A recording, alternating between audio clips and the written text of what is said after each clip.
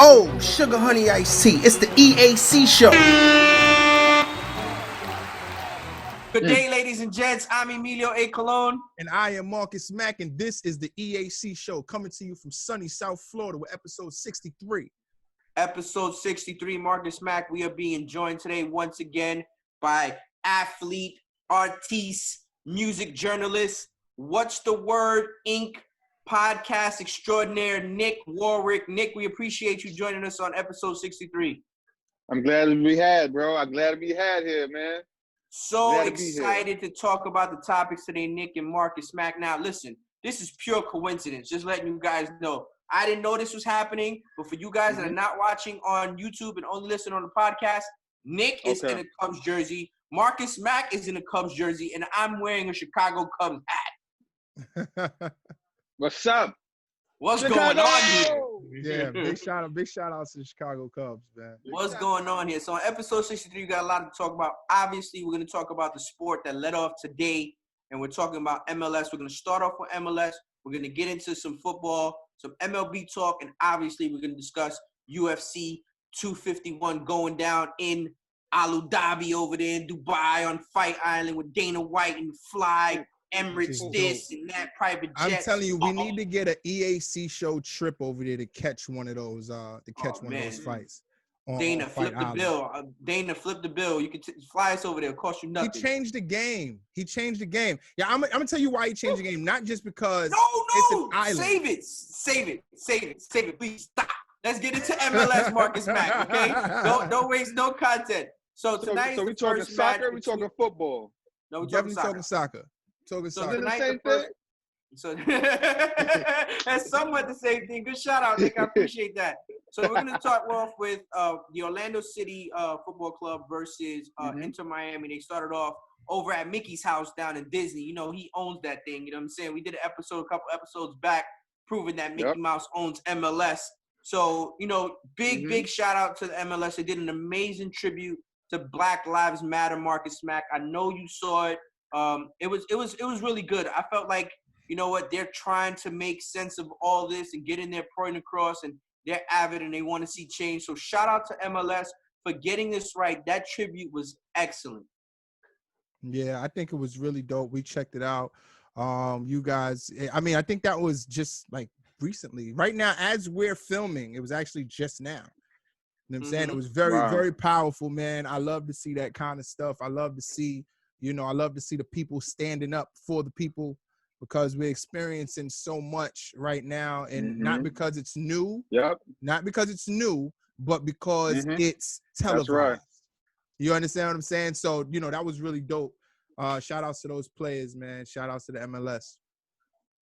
So, Nick, tell me what you think about our first major sport, North American sport, getting back. Like, how do you feel about something actually being played live here? It's like, wow, we got something. We're onto something here. Let's get the ball rolling. So hopefully it snowballs. It keeps getting bigger and bigger and bigger. And we get to enjoy it for what it is. Yeah, I'm super excited. I'm pumped. Actually, as we're doing the show, I literally have the game on in the background on mute. It's 0-0 at the half between Orlando City versus Inter Miami. I'm just excited. I'm excited for all these sports to start getting going. We're gonna see soccer, then you're gonna get the NHL. You're gonna get Major League Baseball. Yeah, you're gonna get Major League Baseball, and then you're gonna get the NBA. And not for nothing, Mickey Mouse owns 2 of those damn sports. Owns everything. Today is July 8th. That we are recording right now on July 8th, and Disney actually went up. Its stock went up today. Big shout outs to the mouse. Shout outs to the mouse. Yo, listen to me, because I've been talking about Disney for like the past 2 months. Listen, Disney stock went up, and they were about $3 today. Shout outs to them. Shout outs to the mouse. Yo, man. Nick and Marcus Mack, I gotta give a shout out to my daughter who came up with this excellent idea. She said, "Daddy, if the MLB players and the NBA players and the MLS players are playing in the same place and they all get tested and they're both in bubbles, why wouldn't they just watch each other's games?" Oh. They get Say that tested again. Say it again. Okay. Bring it back.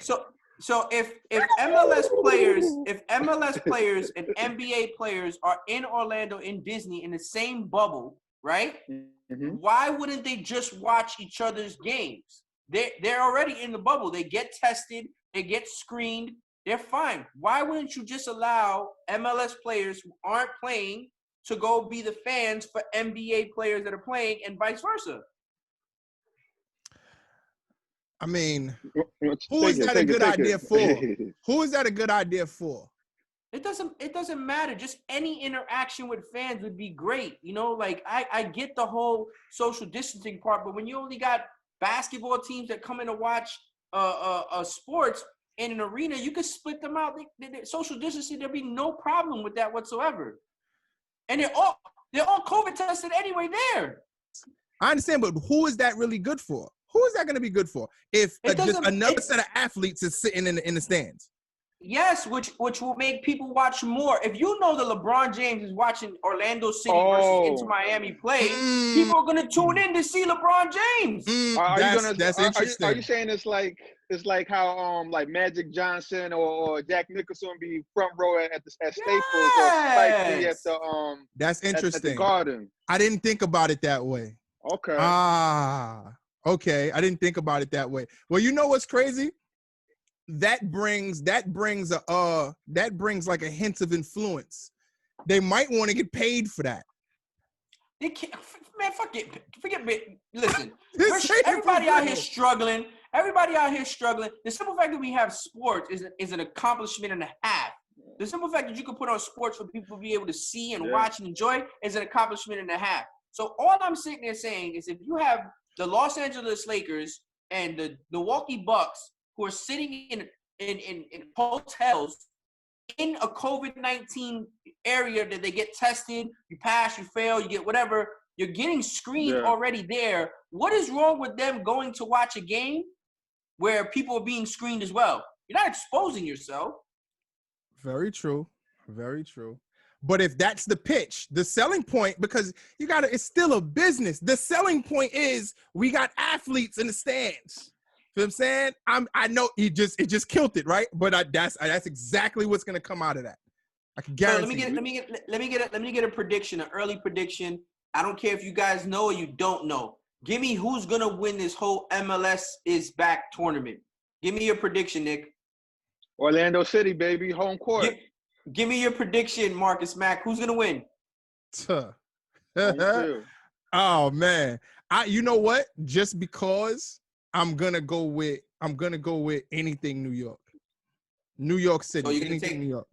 So you're gonna take the Red Bulls of New York, or you're gonna take New York City FC? Not FC. No. We're gonna go with the Red Bulls. Definitely go with the Red Bulls. So you're going to go with the Red Bulls. I'm going to go with Atlanta United. I think Atlanta United is going to be the team that wins. So Nick has Orlando City. He's going with the home team. Marcus Mack is going with the Red Bulls. And I'm going to go with Atlanta United. So then now we're going to talk about something else that happened over the last couple of days. It's Deshaun Jackson of the Philadelphia Eagles. Basically on his social media page, just reiterating some stuff that I think he just was trying to say something and just went about it the wrong way in saying it. Yeah. It ended up quoting Adolf Hitler in some way, shape, or form, and it just became anti-Semitic and it offended some people at a very, very sensitive time in the world and in the country. I think Deshaun Jackson didn't mean to do that, guys. I think he was trying to prove a point some other way and just use poor taste in this situation. It's 2020. Everybody, 2020, we live in a hypersensitive time. More so than ever. And anything that's said by or quoted by Adolf Hitler off back is going to come off offensive because the context of which Adolf Hitler we're speaking was definitely in a hateful manner. Deshaun Jackson was only trying to say that as Black people during the Black Lives Matter movement, we have power. We're powerful. It wasn't meant to be hateful. And I truly believe that. It's consistent with everything else he does. Golazo! 1-0 Inter Miami. Yeah, I definitely agree. I think timing. I think What? timing is everything. Context and timing means a lot. You know what I'm saying? And given the present time, and I say this a lot about platforms, public platforms, especially with people with any kind of influence, that the smallest thing that you say can be taken in 10 different ways, because it's a prism here. It's so many different people with so many different opinions, views, and beliefs. It's like anything that you say, being that you have some kind of influence on a public platform, could be taken to the moon. So, timing and context means a whole lot when you're speaking on a public platform. Marcus Mack, I apologize. I had to go nuts on that goal. Inter Miami is up 1-0 on Orlando City. They just scored their first goal in the history of the MLS is Back tour. But yes, I agree with you 100%, Marcus and Nick. I think that's why a lot of times on this show we try to steer away from that stuff, because you don't want to rub anybody the wrong way by saying something. You got to be extra careful. Yeah. So sometimes when you get to that level to where you're a Howard Stern, you're a Joe Rogan, Don Imus back in the days, rest in peace. They would say whatever the hell they want. No one cares. I remember when Don Imus called a bunch of Tennessee players a bunch of nappy-headed hoes, and nothing happened to them.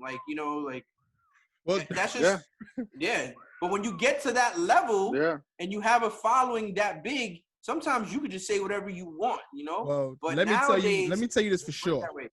I am Marcus Mack, and I'm gonna talk my talk. I hear that. That's a fact. I'm gonna talk my talk. Go ahead.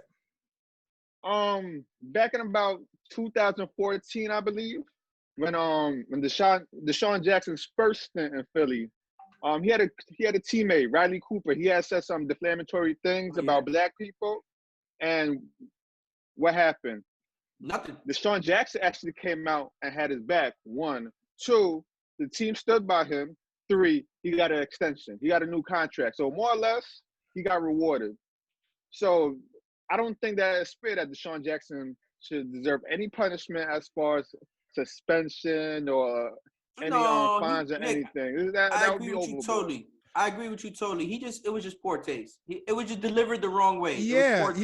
Any kind of punishment that's given to him right now is just a matter of politics.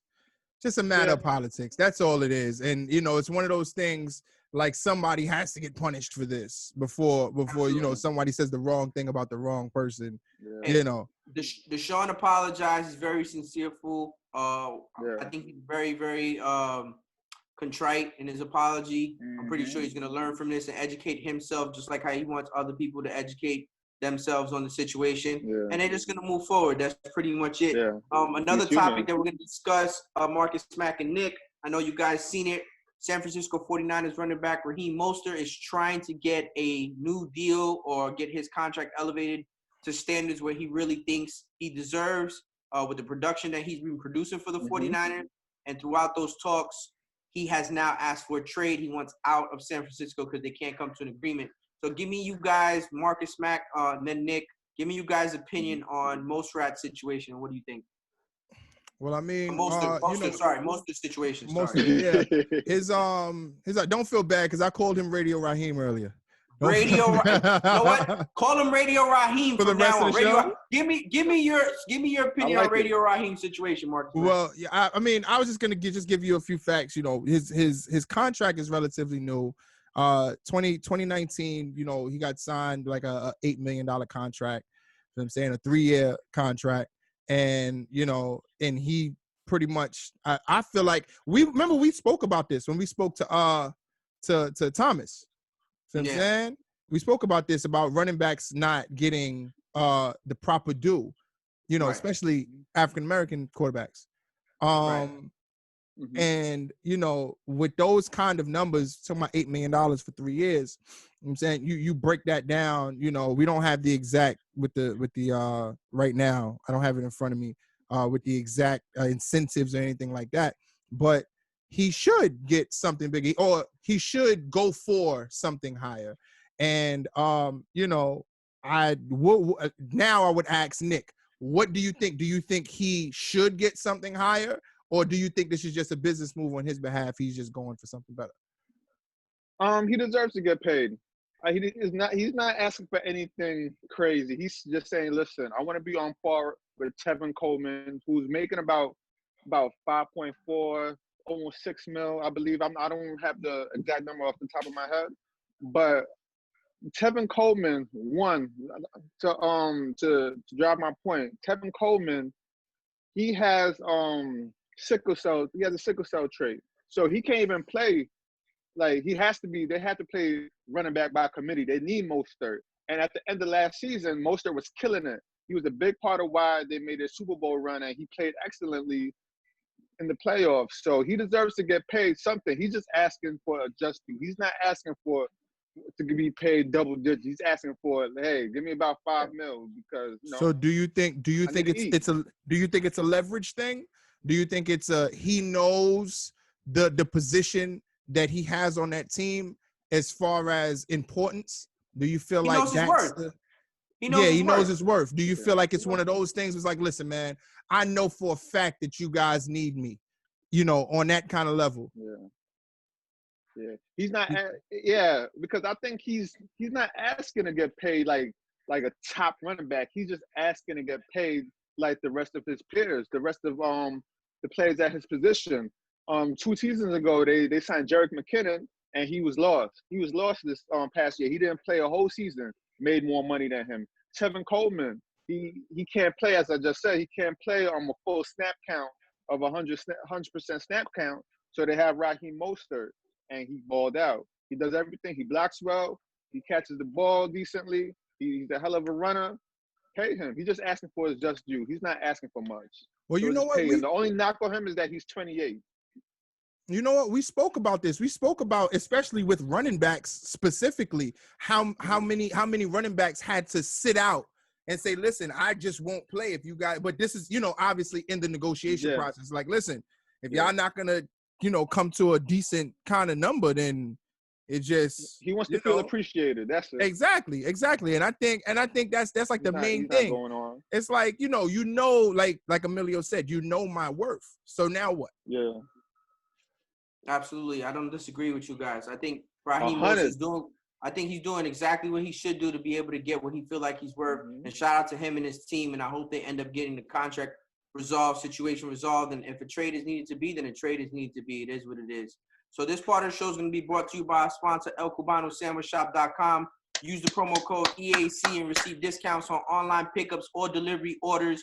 Enjoy a cafe con leche or natural pre-workout shot of that Cuban coffee to start your day. Woo. The daily lunch specials and their steak sandwich is next level. Once again, use the promo code EAC, and that's ElCubanoSandwichShop.com or 954-906-5110. Remember, use the promo code EAC. Now, guys, we're going to end up talking about Major League Baseball, and as all of us are wearing Cubs gear, we're excited that Major League Baseball is going to start July 24th, 25th, and 26th. We're going to start off by talking about the coronavirus cases in Major League Baseball. The tests have yielded only 66 positive cases out of 3,740. Great job by MLB to make sure. And shout out to Nick Warwick, who's wearing his mask right now if you're not watching on YouTube. But shout out to MLB for trying to do their best. They're trying to do their best to keep these coronavirus numbers down, Marcus Mack. Right. I think that number is relatively low. And, they're doing a great job. Like, we spoke about this with Adam Silver in the NBA. I feel like they was doing a great job. It's just the whole move to Orlando was crazy for the NBA because of the, the spike in Florida, South Florida, as well as Central Florida. So, you see MLB taking the initiative and doing what they're supposed to do. Now, mind you, they're supposed to. So it's not one of those things where they get a cookie for this. They're supposed to be taking this initiative, and 66 out of, 3,700 tests, I think is pretty good. The objective is to keep that number as low as possible and really zero test positive, at the end of the day. Absolutely. Nick? 100%. 100%. Yeah. Safety is first. They can't play unless, they're sure that no one's getting sick and these players aren't bringing the virus back home to their families, and it ends up spreading and things get worse. They don't want to have the headline saying, hey, Chicago Cubs, any team wants to be that headline of the source of a problem, you know? Yeah. I mean, So, well, you know, definitely. like I said this earlier, he was talking about the COVID cases with the rise. It's like a huge thing right now. That's like that's a topic of conversation with anybody, because, you know, the main thing is, even with us, we go out to work and we have wives, we have children, we have mothers, we have sisters, brothers. You don't want to bring that home. So these players have to go out, and, you know, we got Chris Bryant from the Chicago Cubs. He spoke publicly about it, saying, you know, the delays with you know, the test causes it stands for a safety issue, because they're supposed to be doing it, which I said this already. That's why me and Leo was saying we're trying to kind of jump in the gun, because that's like the topic, the big elephant in the room right now. Like, you know, you can't turn a blind eye to this. You can't try to fit into the red tape just to make the games happen. You can't do that. Yep. You got to do what you Nope. got to do, you know, and they're supposed to be testing every 2 days and not every week. And that's what they're doing over there in Chicago. Nick, the EAC Show just wants to give a shout out to defender of Inter Miami, Andres Reyes. He was accidentally just chopped in the throat. He was literally stretchered off the field.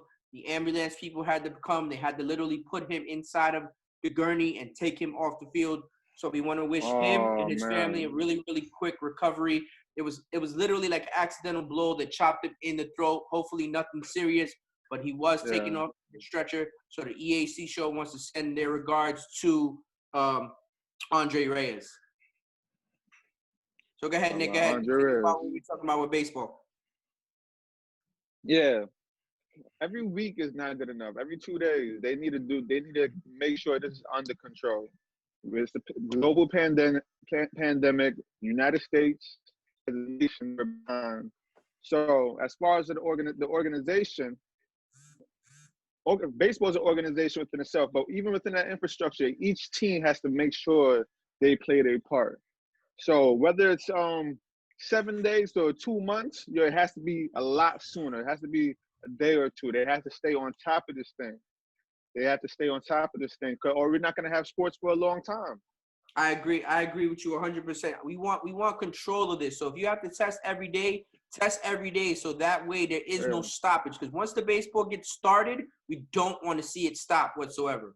Yeah, it's a bad sign. I mean, you know, I think the most important thing, and, you know, like the people who watch the show, big shout outs to the viewers and the fans of the EAC Show. You guys know, with the personal relationships we have with players, we have literally heard straight from their mouth, hey, listen, the biggest thing with us is safety and our family safety.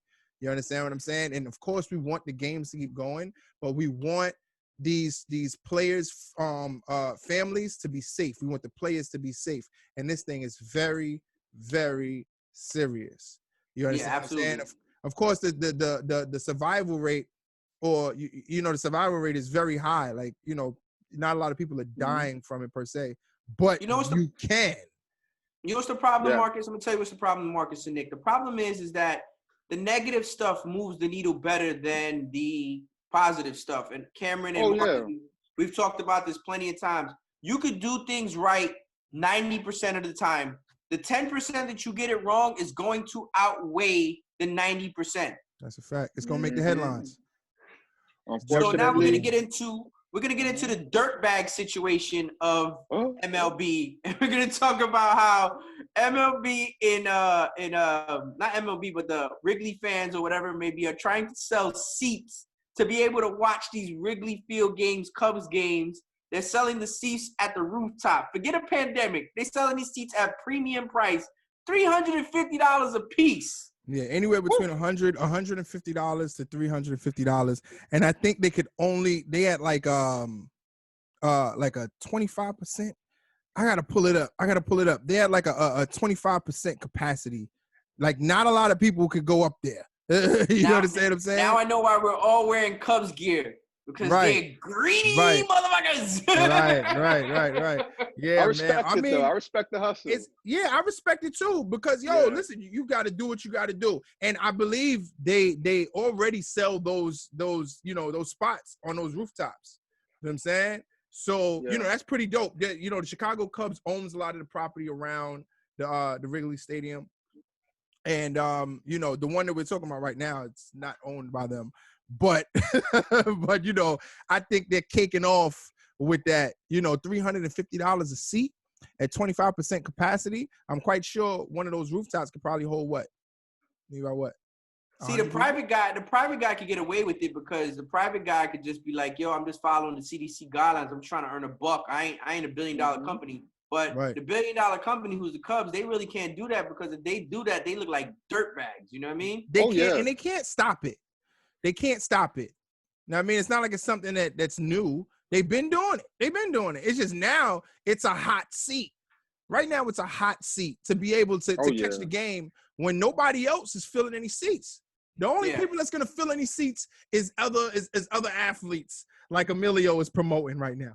Emilio is promoting. Put some athletes in the seats. When we all know if those athletes sit in them seats, them tickets for the rooftop seats is gonna go from $350 to $550. Nick, before you come on, I just want to elaborate on something, and you can tell me your opinion on this. So you mean to tell me if LeBron James is in Chicago and LeBron James could go watch a Cubs game on the rooftop from a private owner and sit in one of those seats, you mean to tell me people aren't going to watch the Cub games knowing LeBron James is sitting in the seats? The damn broadcast is going to show LeBron James 10 times more because he's sitting in those seats. I'm going to tell you one thing about that, because that's interesting. Because if he's on that rooftop, all the 25% is going to go to his crew and his people. They're running out the whole thing. They're shutting it down. Exactly. They're shutting it down, bro. Exactly. It's not going to be, because it's going to turn into a selling point.